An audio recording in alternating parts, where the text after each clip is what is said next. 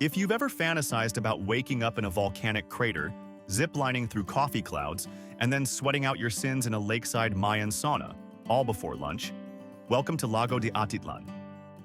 But warning, this isn't your average Instagrammable lake escape, it's a vortex. People come for the views and end up staying for years, or joining a cacao cult. So, what should you actually do here? Stick around, because this guide could save your trip, or your sanity.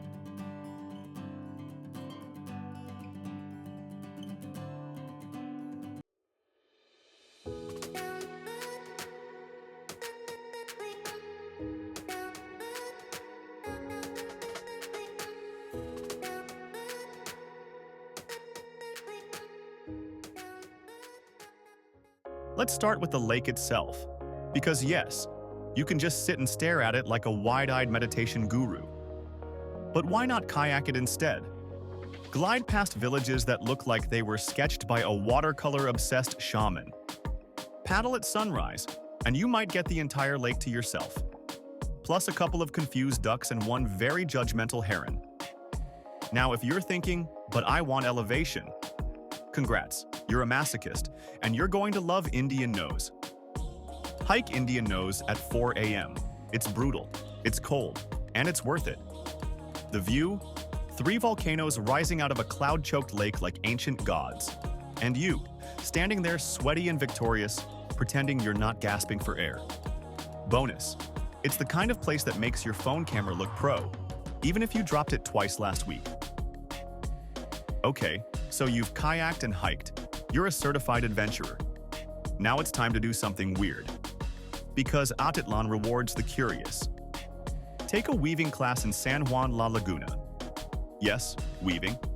With actual Mayan artisans who can tell you what every thread means, and who'll out-sass you in Spanish even if you're fluent. You'll leave with a belt, a bruise on your ego, and maybe a new appreciation for slow fashion. Still feeling hyperactive? Get yourself to San Marcos, where yogis levitate and cacao ceremonies are practically a local currency. There's an actual platform where you can cliff jump straight into the lake. Do it for the thrill. Or for the aesthetic footage. Just don't belly flop. The lake remembers. Need to recharge, but still want it to feel like an experience? Enter the Temazcal. That's a traditional Mayan sweat lodge. Picture this.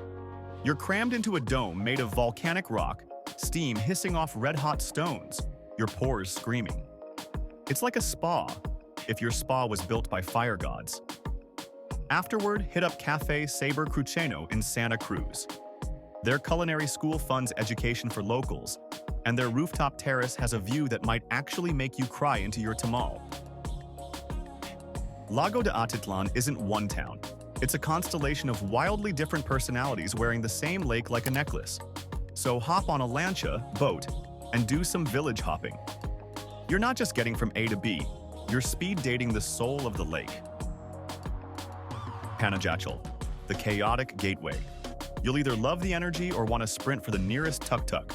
Great for souvenirs, loud bartering, and cold beers. Santa Catarina, Palapo. This one looks like a mural exploded across a hillside. Think blue-on-blue buildings with patterns based on local textiles.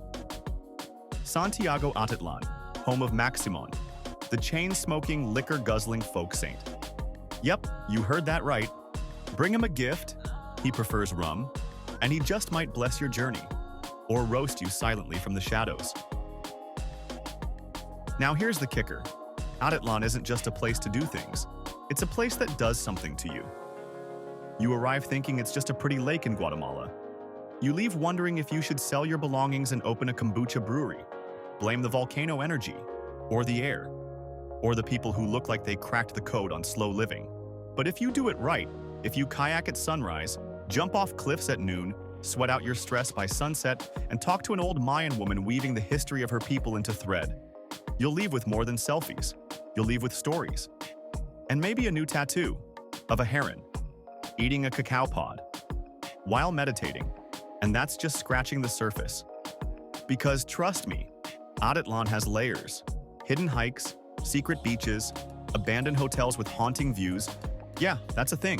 If you're ready to dive even deeper into the weird, the wonderful, and the slightly woo-woo, you know what to do. See you on the lake.